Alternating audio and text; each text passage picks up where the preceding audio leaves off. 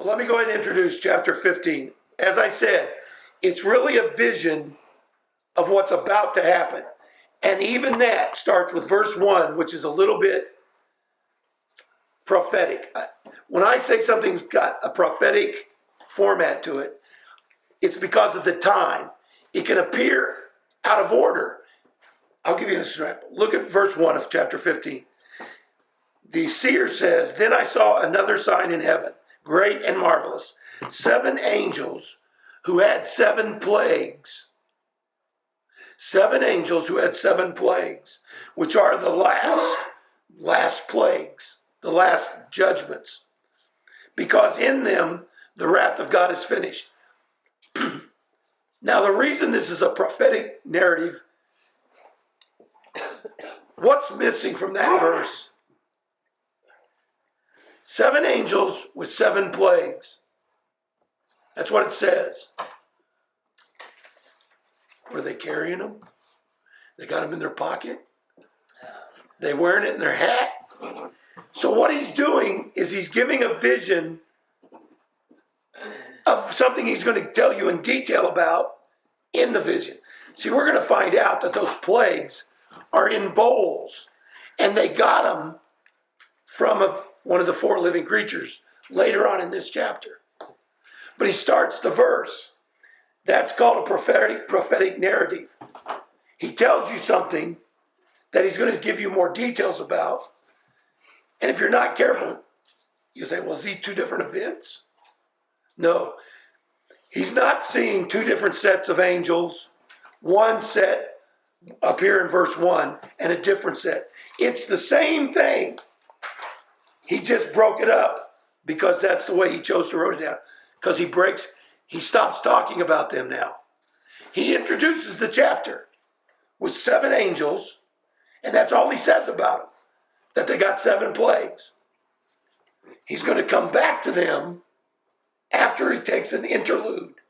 And so that's just his prophetic way of writing the narrative. All right, so he breaks off. After he introduces these 7 angels with 7 plagues, the wrath of God, he then talks about who? Who does he talk about? The glass sea. The victory over the beast. And Who are these people? What do we call them? oh, put it down. The tribulation saints. Excellent. Tribulation saints. Okay. These are people who did not get raptured. These are people who lived in and through portions of the tribulation, and for one reason or another came to authentic faith. And for the most part, it gets them killed. They're not tolerated. They're hunted down like dirty dogs. Okay? And so here he sees a vision of them, and now he sees them in heaven in a spiritual vision, standing on what appears to be a sea of glass mixed with fire. Now that's quite a big picture. That's just his best way of explaining what he's seeing. Spirit beings standing on what seems to be, what does a sea of glass even look like? Let alone mixed with fire, let alone with spirits standing on it. But that's what he saw to the best of his ability to write down. What's the important thing for us to acknowledge? That these judgments in a minute we're going to see are an answer, because what have we seen continuously about these saints as we track these tribulation saints? Do you remember the first time we were introduced to them? Where were they then? Where were the spirit, the souls of the tribulation saints? Under the altar. Excellent. Oh, that's them. Under the altar, crying out. Crying out. That was Right? Mhm. Well, they progressed in the vision. They've gone from being under the altar to now in chapter 15, they're not under the altar anymore. Now they're on this sea of glass mixed with fire. All right? And we're going to learn a little bit more about that here as it picks up. It gives the detail of who they are without calling, because we know the tribulation, because they didn't take the name of the beast. They didn't worship the beast, and that's all mid-trib. So these are late tribulation saints. You got early tribulation saints. So remember what I told you. I think there's going to be a lot of people, a large number of people, who wake up on the day after the rapture and go, dadgummit. Wife missing, children missing, pastor Be devastated. not missing. You know, you get my drift? But they're going to know. They're going to know. They've had this, maybe they studied, God forbid, not any of us. But there could be a Bible study on Revelation, and they know all about it. And they got head knowledge, but they got no heart belief. So they missed the rapture. What's that person going to do? I hope. They're going to get on their knees, and they're going to ask for forgiveness, and they're going to pray for salvation. And they're going to be early tribulation saints. Then as time progresses, they get to that midpoint. Now it's life or death. Even in the early part, it might cause you trouble. People may throw stones. Think of it the way the Jews. Hitler did not start burning Jews until the very end, the last couple of years of the war. But they started persecuting them before the first shots were fired. They started stealing their stuff, throwing them in jail, running them out of the country. They were persecuting Jews long before they started burning them.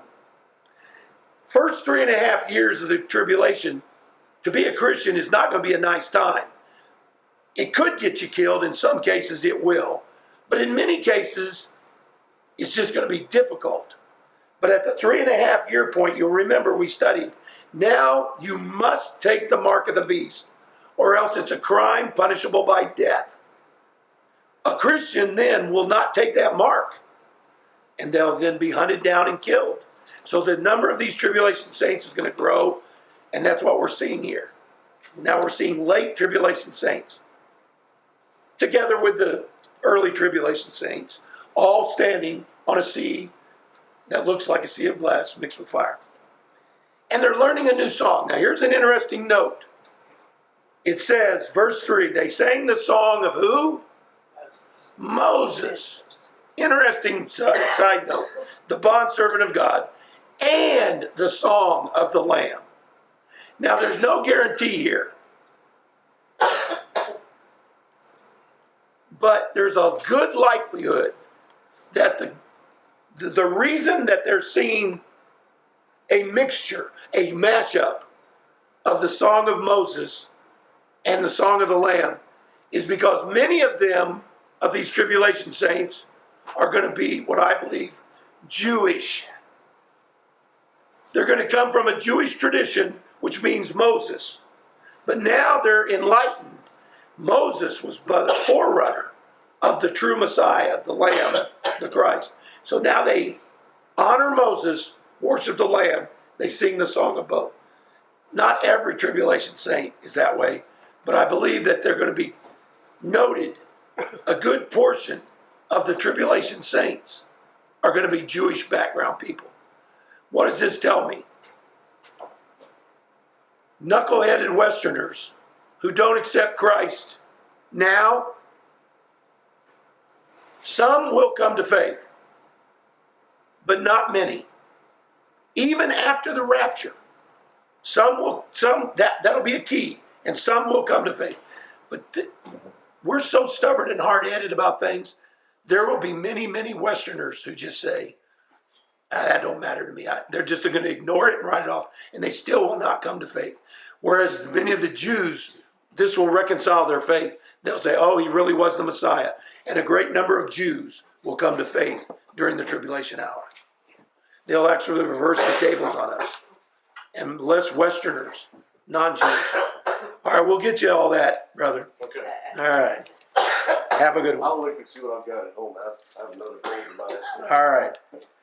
Now then, verse 4 completes that by saying that these people are promised that they're going to participate. They're going to participate in the glory.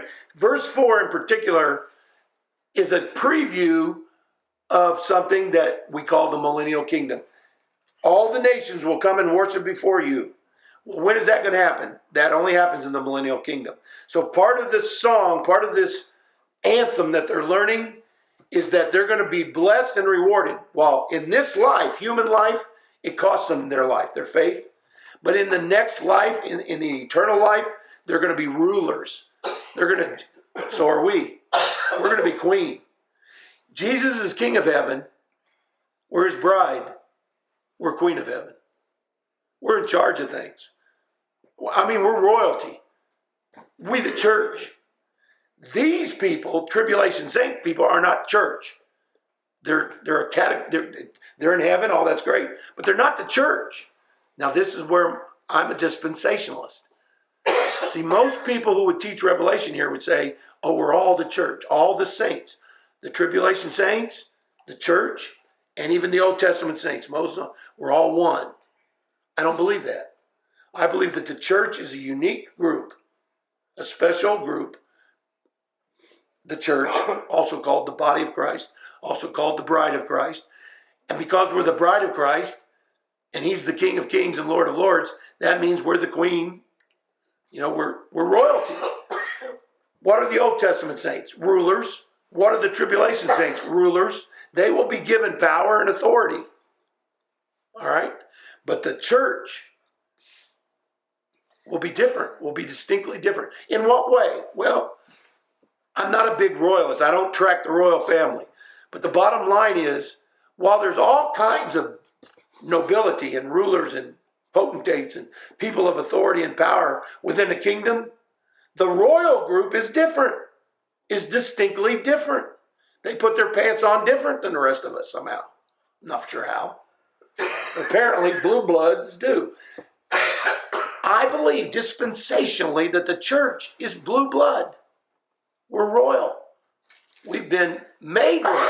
It's not because we deserve it. It's not because we've earned it. It's because we believed during this dispensational age that's called the church age. And that's all that our claim to fame is. I'm happy about that. I'm glad to be in that dispensation. But you don't take pride in that. I take pride in the king. The best thing a queen can do is uplift her king. We don't take pride. The minute the queen, what happened to the queen, to bring up a kind of a sore point in their Sunday school lesson times. What happened to the last potentate queen who gets a little uppity with her king? She gets her head chopped. Head chopped up. Yeah, that's right. She gets ousted. And so it's never good for the queen to start thinking she's all that. The reason she's got power and influence, because she's married to that guy. Right. She's the bride of that guy. He's the king. All right?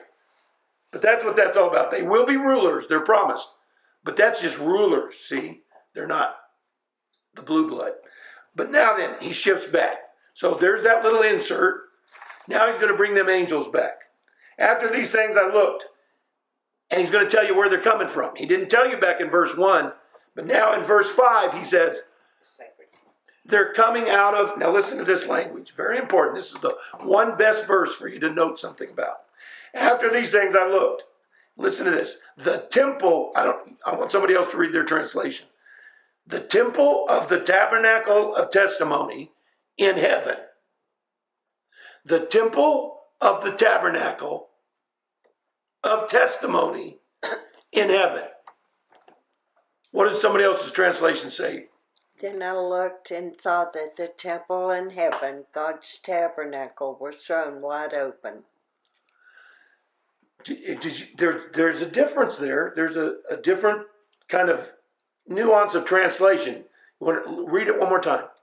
Then I looked and saw that the temple in heaven, God's tabernacle, was thrown wide open. What do they do there? What is the relationship of temple and tabernacle? Well, mine said tent, and I know Yeah. what tent. That's okay. That's tabernacle. Yeah, okay. Go ahead and read yours. Oh, okay. If I can. Sorry. Let me see. After that, I saw the temple in heaven open with the sacred tent in it. And several. With the sacred tent in it? Uh-huh. That's interesting. God's tabernacle. All right. Somebody else want to give it a shot. Okay. After this, I looked, and the temple of the tent of witness in heaven was open. This is a tent too. All right, that's, now, there's a very slight nuance here in language, but it's very important. Because the tent was back with Moses' time, right? The Versus- tabernacle is right, as opposed to the concrete or stone Yeah. temple. So we're not talking about that. We're talking about, let's reflect back on, first off, the tabernacle or tent, which is interchangeable. Okay. But now what's the first thing that's introduced? In everybody's verse, what's the first word? I saw it. The temple. Temple, that's why, Okay. temple, right? Everybody got temple first? Temple Yes. in heaven, Yes. yes. Temple. The reason that word appears there, and even in my translation it says the temple of the tabernacle. Oh, instead of in, okay. Or in is okay, but that's not what hers said. Listen now, in or of. Now listen to her translation one more time. Then I looked and saw that the temple in heaven, God's tabernacle, was thrown wide open. Somebody pick up the nuance. God's The temple in heaven, it takes the in heaven part, moves it and applies it to the temple. The temple that is in heaven, Yeah. and then what does it say? God's tabernacle. What does that do? What does that tell you about the tabernacle? What's the relationship of tabernacle and temple in her translation? It made it sound like they're separate. No, Sort of. oh, it's the same. Listen again, it's the same. It's basically saying that it's the same thing. The temple that is in heaven, God's tabernacle. Oh. See, that language means that according to this translator, it's one and the same thing. The temple that is in heaven, God's that's just further The definition. commas make the Yeah, difference. Mine doesn't say that. My translator says that the temple of the tabernacle of testimony, the temple of the, or in, either one of those is fine, the temple of or in the tabernacle of testimony in heaven. So it's a heavenly thing, not an earthly thing. What is it? It's a tabernacle of witness, right? Tabernacle of testimony. Now, let me tell you, if you go back and look in the Old Testament, you're going to find in your Bibles, all through Exodus and Numbers, when it refers to that thing that they built, they call that the tabernacle of testimony. Yeah. That's a good name for that thing that they built. Okay. All those details and everything. The whole thing was called the tabernacle of testimony. All right? Okay. So that's consistent with this verse, that there's something. But now then you got to go to Hebrews. In the book of Hebrews, you will find, and I think I give you the reference on our handout. Yeah.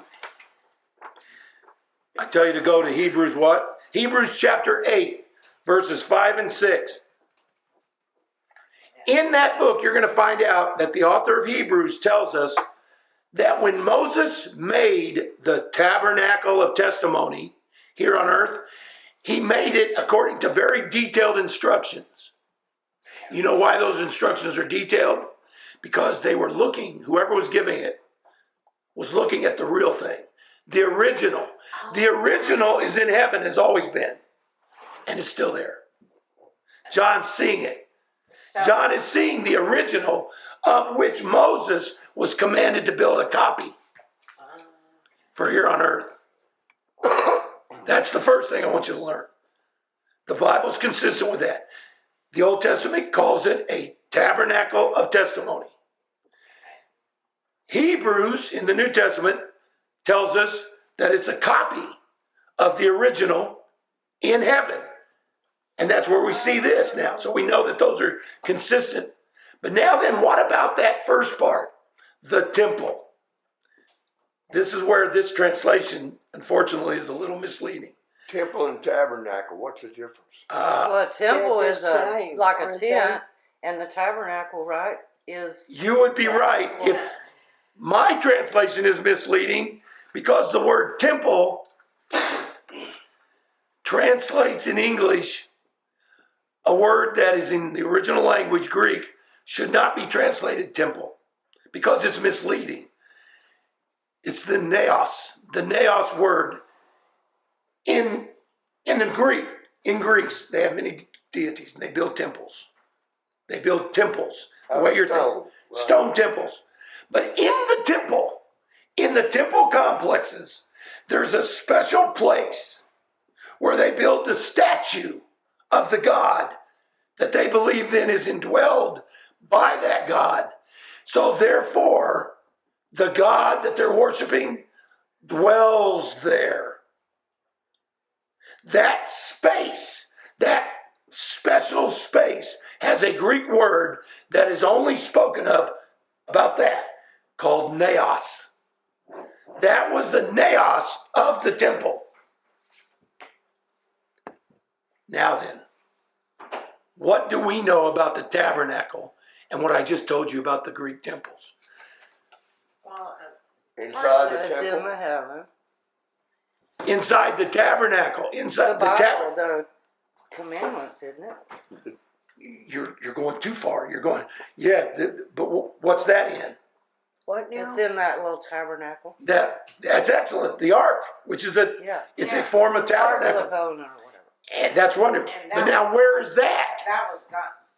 That's what I wanted to ask you real quick. In When we're heaven. talking about temple, we talking about the one after Moses that was We're not built? talking about- We're talking Nobody the knows. tent. We're not talking about temple at all. Is what I'm trying to tell you. I'm trying to Okay, get you 'cause in to. the tent, there was It's just God's misleading you. dwelling. Yes.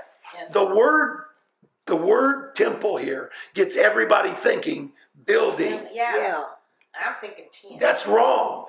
The word in the original isn't anything to do with that. The word is naos. And what that means is within a temple, the special place, the unique and special place where God lives, Okay, where God dwells. gotcha. So now then, Okay. in the Hebrew version of the tabernacle of testimony, where in it does God dwell? And what, the tabernacle? What did you just say? I just know the tent. I've Yeah, finally got somebody, the tent come down on. with Moses. So, Or in the temple. The temple had it modeled as well. When they built the temple okay, to replace the tabernacle, Yeah. they had to do the same thing. Okay, so you still had a dwelling just. You had, God did not dwell in the temple. Okay. He dwelt in the naos. David? What, David? The Holy of Holies. Okay. That ring a bell? Yeah. Inside the tabernacle, Okay. the big tent complex, Right. there was a special place called the Holy of Holies, separated from everything else by a veil. When they built the temple in Jerusalem, they built a special place, separating it from the rest of the temple by a veil. That's called the Holy of Holies. Nobody, by the way, that's where the Ark of the Covenant is, Yeah. on top of which the lid is called the Bema seat. And the angels spread, the two angels on top of it, spread their wings over it. And whenever the Shekinah glory appeared, it appeared right there because that was the visible sign. This is where God dwelt. In Greek language, that is called naos. That's this word. What John saw, he said, I looked and they came out of the naos. They didn't come out of the temple. They didn't come out of the tabernacle. They came out of the Holy of Holies, which is in the temple, or in this case, the tabernacle, which is in heaven. So it's the original. We get to the final point. What's the last thing he says about it? Oh, okay. We're moving on. No, right there in that verse. Not yet. The last, he says they came out of the temple. That's what it says in our Bibles. But it's the naos. It should be the Holy of Holies. Okay. They should have translated that. Okay. He saw them coming out of the Holy of Holies from inside the tabernacle of witness, which is in heaven, and So the last thing he says there in verse 5. That the tabernacle was thrown wide open. Open! Mine has a- Yours says throne. That's interesting. Let me read you mine. It says no veil. Open. There you go. All mine says was open. Was opened. Whether it's thrown open or not, that's a little dramatic. I don't know, but was opened. The key is there is no separation. The veil. It was ripped when Christ. Exactly. Yeah, so. The moment Christ died, That's when you could go the straight. veil separated from top to bottom. Yeah. The Jew, when they rebuild their temple, will try to put it back. That'll be bad news for them. That'll not be good. All right. The one in heaven, the original, has no such barrier. For those who are there, they'll see that it's open. So here's the deal. What he sees there in verse 5 is these angels from verse 1. All right, these 7 angels. They're coming out of, I know our Bible says temple, but it's wrong. Our Bible's misinformed. And in the original, it's not, because the original says naos, which should have been translated Holy of Holies, the place where God dwells within the tabernacle of witness, which is in heaven, the original copy, the original, no copy. And he noticed, and it's open. It was wide open. So for John, he said that's consistent, that there's no separation. So they're coming from the presence of God. And how do I know that that's all true, that God was in there? 6, and the 7 angels who had the 7 plagues came out of the temple, clothed in linen, clean and bright, girded around their chests with golden sashes. That's not typical angelic garb. That's priest garb. They're angels, but these angels are in the presence of God. They're priests. They're dressed as priests. So they have a priestly function. They're in the presence of God. How do I know that? Because verse 7. One of the 4 living creatures. What do we know about the 4 living creatures? All the way back to chapter 4. They're in the presence of God. These 4 special creatures, one of which is now brought forth here. One of the 4 living creatures gave to the 7 angels 7 golden bowls, which are full of the wrath of God who lives forever and ever. You see, in verse 1, he just says they have the plagues. That's kind of an overview, prophetic vision. Here he tells you, no, they were given the plagues by one of the 4 living creatures who always stand before God. So in the very presence of God, ministering as priests, 7 angels are given 7 golden bowls, 1 each, by one of the 4 beasts. And we're told, now wait. Because they won't go do their thing until chapter 16. The temple was filled with smoke. Now listen to this. When the angels come out, they now have these bowls full of this plague, the wrath of God. And verse 8 finishes, it says, the temple was filled with smoke from the glory of God, from his power. And no one was able to enter the temple until the 7 plagues of the 7 angels were finished. What this tells me is from this moment until the end of chapter 16, nobody, and I mean nobody, can get saved. There will be no more tribulation saints. That's why we had the interlude of seeing them before he finished the angel story. He starts off telling us about the 7 angels, but then he breaks away to talk about these tribulation saints. Why? Because he says, when I finish the story, you're going to see that there aren't going to be any more. This is it. This is the last we know of the tribulation saints right here. Chapter 15, verse 2. Because the temple is closed as the wrath of God is poured out. Okay? Now, we're gonna take a break for a week. Undecorate. We'll come back and we'll hit it with 16, chapter 16, which is the bowls of wrath. Terrible times. Nobody getting saved. Impossible. You can't, there's no access to God.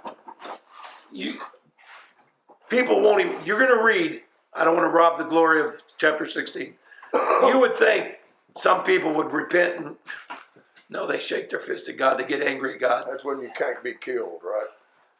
They can shoot you and you won't die. No. No. We've already passed that time. Oh, okay. We passed that time. No, many people are gonna die.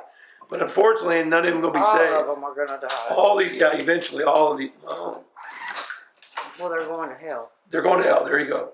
And so anyway, we'll close that loop on 16, but we're very near, because this is all right next up to, we're literally, that 7-year timeline, we're within months of closing that thing out, which is the return of Jesus Christ.